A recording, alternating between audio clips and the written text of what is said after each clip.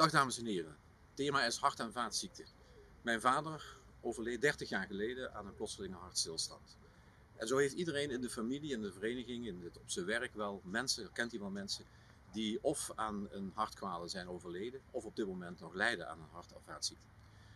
In Limburg, de Limburgse ziekenhuizen, samen met het MUMC+, wordt veel onderzoek gedaan naar hart- en vaatziekten. En dus de strijd tegen hart- en vaatziekten is iets dat iedereen in Limburg aangaat.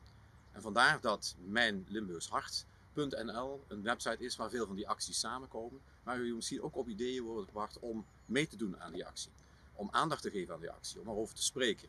U kunt doneren, u kunt in actie komen, want de strijd tegen hart- en vaatziekten is nog lang niet gewonnen.